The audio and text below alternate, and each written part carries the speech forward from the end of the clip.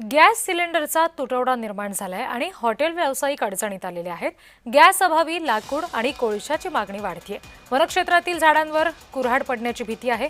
One विभाग या सगळ्या पार्श्वभूमीवर सतर्क झालाय। आमचे सोलापूरचे प्रतिनिधी रवी ढोबळे या संदर्भात आणखी तपशील देत आहेत।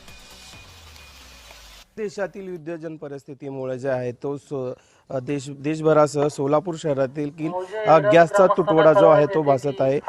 प्रशासनाने जो आहे तो व्यावसायिक सिलेंडर जो आहे तो बंद केलेला आहे आणि घरगुती सिलेंडरसाठी देखील नागरिकांनी जे आहेत हे लांबच्या लांब रांगा केल्याचं चित्र पाहायला मिळत आहे। सध्या हॉटेल व्यावसायिक असतील किंवा घरगुती वापरासाठी जे आहे ते आता लाकडाचा आणि कोळशाचा मोठ्या प्रमाणात वापर केला जातो आहे। त्यानिमित्तानं वन विभाग जो आहे तो आता सध्या ऍक्टिव्ह झाल्याचं चित्र मला पाहायला मिळते। वन विभाग जो आहे तो गावोगावी जाऊन जे आहे तो जनजागृती करत आहे की सरपणासाठी जे आहे ते लाकडाचा वापर करू नये असं गावागावात जाऊन जे आहे ते जनजागृती करतानाचं चित्र आपल्याला पाहायला मिळतं। नक्की काय जनजागृती करतात आपण जाणून घेऊया।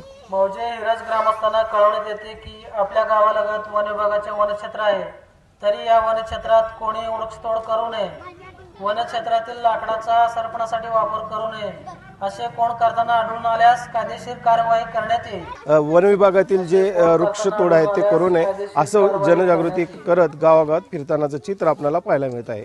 रवी ढोबळे, जय महाराष्ट्र न्यूज, सोलापूर।